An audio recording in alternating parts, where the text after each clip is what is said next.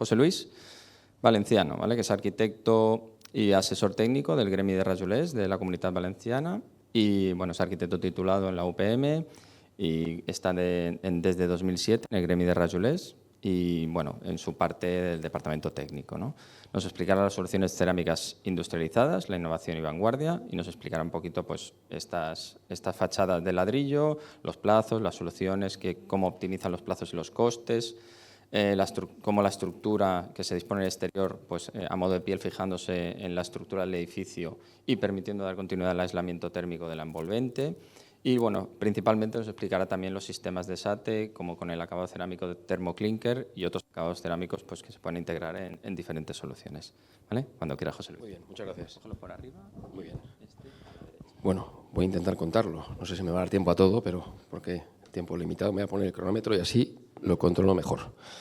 Bueno, pues buenos días a todos. Gracias al ITEC, por supuesto, esta casa de darnos la oportunidad de estar aquí. Y bueno, pues vamos a comenzar. Desde el Gremi de Rajolers, a quien represento, y aquí como Asociación Regional de Fabricantes de Ladrillos y Tejas, en este caso de la Comunidad Valenciana, y también pues represento un poco a todos los fabricantes de ladrillos y tejas de arcilla cocida a nivel nacional, representados por Hispalit, que es la Asociación Nacional. Entonces, digamos que veréis muchos logotipos de Hispalit. Bueno, al final, los gremis de las diferentes comunidades autónomas y Hispalit son, digamos, entidades prácticamente hermanas, por no decir sin prácticamente, y por lo tanto las sinergias entre unas y otras son totales.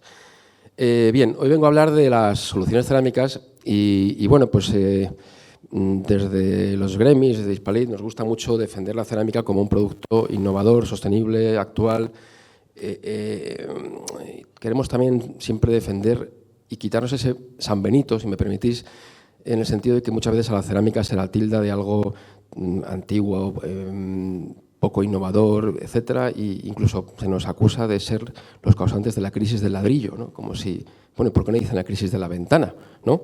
O de los aparatos de ventilación, o de cualquier otro elemento constructivo que forma parte de nuestros edificios, pero no, el ladrillo tenemos la culpa de todo, y no es así, no es así.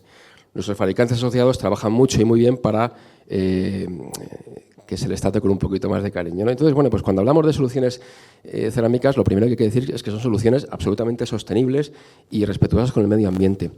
No tengo tiempo de detenerme en todas las razones por las cuales puedo afirmar con total seguridad esto que estoy diciendo, que son sostenibles y respetuosas con el medio ambiente, pero, bueno, en la información que tenéis en la mesa a la entrada tenéis un decálogo. Lo que hemos hecho es un decálogo de razones por las cuales podemos afirmar esto.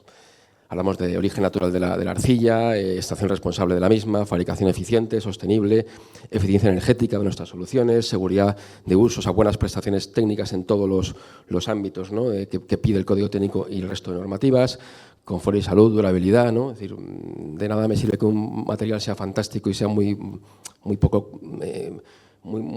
consuma muy poca energía a la hora de fabricarse si luego dura 30 años, ¿no? Bueno, pues el ladrillo, por ejemplo, tiene una declaración, una vida útil declarada en su DAP, en su Declaración Ambiental de Producto, de 150 años, ¿no? Bueno, todas estas cuestiones están recogidas, como digo, en ese decálogo y no me entretengo en ellas, porque lo que quiero es contaros sistemas constructivos cerámicos, novedosos.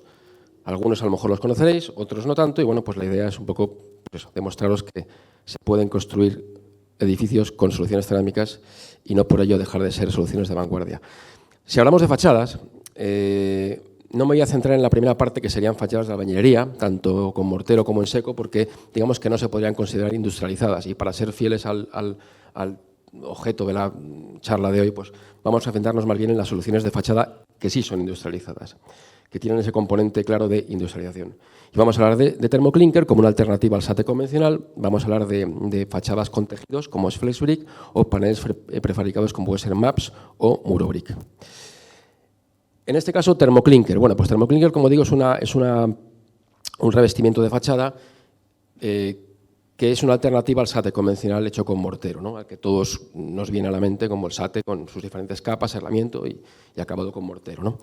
Se puede hacer un SATE con cerámica.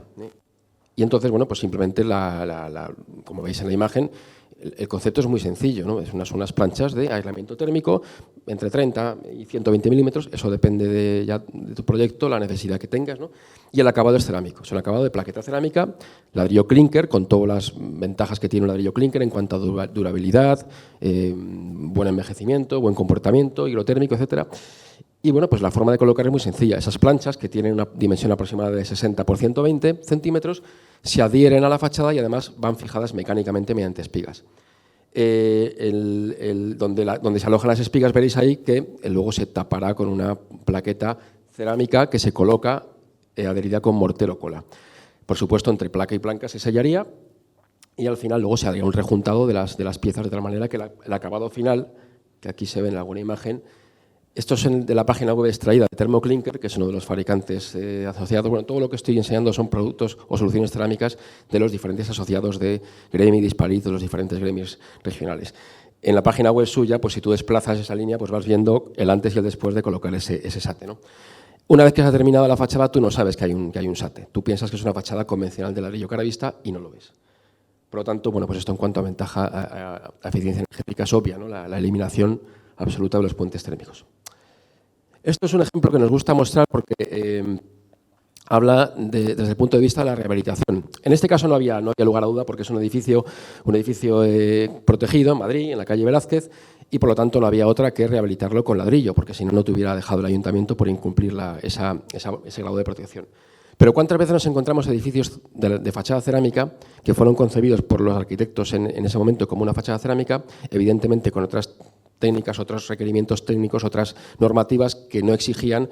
Madrid, por ejemplo, que es donde yo trabajo bastante, además de estar por toda España dando conferencias, se da mucho el caso, ¿no?, de fachadas de ladrillo que no tienen aislamiento térmico y, por lo tanto, pues hay que colocar un SATE para mejorar, para evitar condensaciones, etcétera. Bueno, y muchas veces pues, se convierten en edificios acabados con mortero con un SATE convencional. Y bueno, ¿por qué tenemos que renunciar a perder ese aspecto del barrio original, en donde algunos y otros no, y vamos viendo cómo va cambiando el barrio de forma que casi ni lo reconocemos años después? ¿Por qué no podemos usar esto para rehabilitar edificios, ¿no? En este caso, ya digo, era obligatorio por la protección de la fachada, obligaba a que fuera ladrillo. La foto del año 2008 es antes de, y la del 2013 y 2023 es después de la rehabilitación. 2013 es recién hecha la rehabilitación, y del 23, 10 años después. El aspecto del edificio es exactamente igual 10 años después o incluso mejor, porque yo me atrevo a decir que la pátina del ladrillo, ese envejecimiento lo embellece, ¿eh? En ningún caso pues, va perdiendo ese buen aspecto que tiene nada más hacerse la rehabilitación. Este es un caso de un edificio, eso es obra nueva, en este caso un hospital, donde además, por ejemplo, se puede ver que este sistema Thermoclinker tiene una pieza curva, porque tiene sistemas o piezas especiales, ¿no? No solo la plancha plana, sino también tiene planchas curvas, ¿no? Bueno, pues el límite no lo pone el sistema, sino lo pone el arquitecto y dónde quiere llegar. FlexBrick, otro sistema de fachada industrializada. En este caso, por ejemplo, este sistema lo conoce bien esta casa, puesto que tiene un DAO emitido por el ITEC, y es un sistema fantástico de fachada industrializada. Y diría fachada, y también podríamos decir cubierta, celosía, pavimento, porque sirve para muchos usos, ¿no? Al final, el sistema se basa en una malla de acero inoxidable trenzada, en donde se aloja en su interior unas plaquetas cerámicas insertadas dentro de esa malla. De una forma muy sencilla, pero a la vez muy inteligente, se configura una solución absolutamente veloz de ejecución y además pues, industrializada a más no poder. Y además tú puedes jugar con el diseño, es decir, tú eres quien decide en proyecto ese damero, ese ajedrezado, pues si quieres que sea más o menos denso, si quieres hacer un dibujo, si quieres combinar piezas, colores, incluso no tienen por qué ser solo piezas paralelepípedos, pueden ser también piezas en forma de cuña, es decir, diferentes opciones, ¿no? Como digo, el límite nuevamente lo vuelve a poner el proyectista, no el sistema. De tal manera que tenemos, por ejemplo, este edificio que está aquí en Barcelona, fantástico edificio, en donde pues, estas piezas además, como digo, tenían forma de L, ¿no? Con lo cual, pues os podéis imaginar el juego de sombras y luces que ofrece, ¿no?, a diferentes horas del día. Y además ese aspecto de celosía que pasa de ser fachada a ser cubierta, sin solución de continuidad. Otro edificio, en este caso un hotel en Estambul, de nombre impronunciable, el hotel digo, donde bueno, pues lo mismo, se consigue una doble fachada con control solar, aspecto estético fantástico, o sea, se consigue de un plumazo una solución muy atractiva. Podría mostrar aquí de este sistema infinidad de fotos, de imágenes y a cuál más atractiva, ¿no? Otro hotel, en este caso en Barcelona, en Malgrat de Mar, provincia de Barcelona, donde lo mismo, igual que parte de la fachada se ha hecho con este sistema, también esas marquesinas, ¿no? esos toldos, por así decirlo, ¿no? Esas telas cerámicas o pavimentos. Este proyecto es de Toulouse, premiado, por cierto. Tiene un premio este proyecto de los arquitectos de aquí. Creo que son de Barcelona, ¿verdad? Michel y Miquel. Bueno, pues este es un fantástico ejemplo de cómo ese producto, este sistema, puede ser tan versátil como que puede servir para fachada, celosía o un pavimento. Si esto fuera un adoquín cerámico convencional, esto no se podría haber hecho jamás, porque a los pocos días esto desaparecería. Alguien se llevaría un adoquín de recuerdo o, no sé, se me ocurren muchas cosas, actos vandálicos de cometer, ¿no? con un adoquín. Ahora que ocurren desgraciadamente tantas cosas en el mundo que vivimos, bueno, pues esto no es posible con estos sistemas, con ese sistema concretamente, pues las piezas parece que están sueltas, pero no lo están. Están unidas por esa malla, luego el césped ha crecido y las une y las mantiene cohesionadas. Con el paso de los años no hace sino envejecer y embellecer. Otro sistema de fachada industrializada es el sistema MAPS, sistema mediante el cual, mediante el uso de unos paneles prefabricados, cuyo interior, se ve mejor en esta imagen, es de poliuretano. Pero, por un tema de reacción a fuego, el poliuretano se lleva mal en cuanto a la reacción al fuego, no es un producto que se comporte bien frente a fuego, lo que se hace es, para evitar ese problema, todo el perímetro entero va rodeado con lana mineral, con lo cual interrumpes la transmisión y el problema que podría surgir. Desgraciadamente lo tenemos muy reciente, ¿no? En Valencia, lo que ocurrió con el edificio que ardió en cuestión de media hora, pues esto con ese sistema, por ejemplo, no habría podido ocurrir porque esa lana mineral hubiera hecho de cortafuegos y hubiera evitado la propagación. Bueno, pues como digo, este sistema es un sistema de un panel acabado en plaqueta cerámica, hay con aislamiento térmico y en la cara, en el trasdos, tendríamos o bien cemento reforzado o bien planchas de acero. Todo esto, por supuesto, sin olvidarnos de que las planchas entre sí van selladas y además esta estructura puede ir o debe ir anclada a la estructura y por lo tanto también se puede colocar un aislamiento extra entre ese sistema y la estructura. Murobrick, que es similar al que acabo de enseñar, pero aquí la diferencia es que es un panel prefabricado de hormigón, que además puede o no, eso ya es dependiendo del proyecto, del uso que vayas a dar ese panel, puede o no llevar aislamiento térmico incorporado dentro. Digamos que es un hormigón armado, si lleva aislamiento en su interior, bueno, pues eso se prepara en fábrica, con su correspondiente, evidentemente, armadura perimetral para darle rigidez al panel y, como veis, panel exterior de cara a vista, pero el alma es de hormigón armado. Si se usa en fachada, como es este caso, pues no tiene, en fachada me refiero en un vallado de fachada no tiene sentido colocarle en su interior aislamiento térmico, pero si forma parte de la fachada del edificio, pues sí lo tendría. Y luego ya pasamos a otros sistemas que ya no tienen que ver con fachada, por ejemplo, este tipo de placa que es una alternativa a la placa alveolar que todos conocemos, ¿no? De hormigón pretensado. Bueno, pues esto sería una placa cerámica donde en fábrica tú le das los requisitos que necesitas de luces, con la ficha de uso como cualquier forjado, ¿no? Cualquier placa, pues calculan y te dicen, bueno, pues esta es la que necesitas, te la fabrican, te la sirven y se coloca con grúa, en fin, como veis. No hay mucho que explicar, es una alternativa, como digo, al sistema de placa alveolar, pero hecho con cerámica, con todas las ventajas que tiene la cerámica, ¿no? En cuanto a excelente comportamiento a fuego, inercia térmica, que es una propiedad, valga la redundancia, propia, inherente a la cerámica, etcétera. Cubierta microventilada, otro sistema industrializado. Es decir, al final, ¿quiere decir esto que no se puede hacer una cubierta de teja cerámica convencional? Sí, claro que se puede, igual que se puede hacer fachadas de ladrillo convencionales y no usar sistemas industrializados. Desde las asociaciones de ladrillos, de fabricantes de ladrillos y tejas, apostamos por este tipo de de cubierta de teja. La cubierta de teja microventilada. Al final es una apuesta en la que eliminamos el mortero, eliminamos la incertidumbre, eliminamos todo aquello que puede perjudicar una cubierta en el sentido de humedad, llueve, clima frío, esa humedad se queda retenida en el mortero, hiela y, bueno, pues muchos ciclos de laicidad, generas una serie de problemas en el elemento constructivo que al final acortan la vida útil, ¿no? Y generan una serie de patologías. Aparte de las ventajas que produce o que surgen de este tipo de cubierta, ¿no? La cubierta microventilada. Entonces, ¿en qué consiste? Pues en un mecano, es decir, hay una serie de elementos, de piezas, cada una va en su lugar. Entre un fabricante y otro de teja las similitudes son muchísimas. Bueno, puede variar que uno es un rastrel de madera, otro de acero, otro de PVC, uno usa una lámina de tal tipo bajo teja, otro otra, pero al final el sistema en esencia es lo mismo. Es un sistema en el cual todo lo que se construye es en seco y todo tiene su pieza específica, desde la pieza de borde, la pieza de alero, etcétera. Voy a avanzar un poquito más. Bueno, antes me detengo en esta diapositiva. El concepto de ese tipo de cubierta es microventilar, ¿eh? La llamamos cubierta microventilada. ¿Por qué?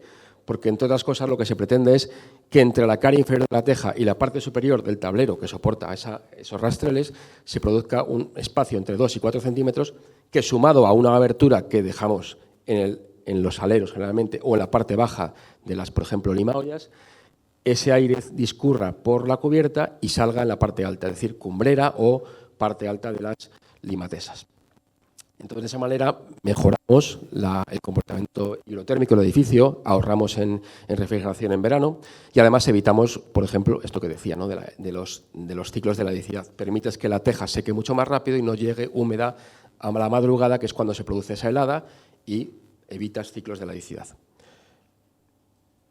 Aquí tenéis, bueno, diferentes imágenes del sistema, sin entrar en profundidad en ello porque no tengo tiempo, pero se ven un poco el concepto que quería explicar de las piezas especiales, ¿no? La pieza alero, por ejemplo, que permite la entrada de aire, pero impide la entrada de pájaros, de aves. Esos rastreles, en este caso primarios y secundarios, colocados sobre una lámina impermeable que funciona como barrera de agua, pero, o sea, impide el paso del agua, pero permite el paso del vapor de agua. Rastreles de cumbrera, a los que a su vez coloco una membrana que es impermeable en la parte inferior y transpirable en la parte superior, que es la que queda cubierta por la teja de cumbrera y que permite que el aire salga por el exterior, etcétera, ¿no? Luego, pues tornillos, clips, ganchos, grapas, es decir, esos elementos mecánicos que sirven para fijar las tejas a los rastreles, que a su vez van fijados al panel, ¿no? A lo que es el tablero de cubierta. Todo eso configura un sistema que, bueno, pues tiene su saber, te lo debe hacer una empresa instaladora, igual que mi compañero anterior, pues imagino que tendréis unos equipos que instalarán instaladores que conozcan el sistema y que tengan que formarse en ello, no podrá o no debe instalarlo cualquiera sin ninguna formación, pues esto es un poco lo mismo, ¿no? Al final, cada sistema debe colocarse por gente que conozca el sistema y que esté formada en ello, ¿no?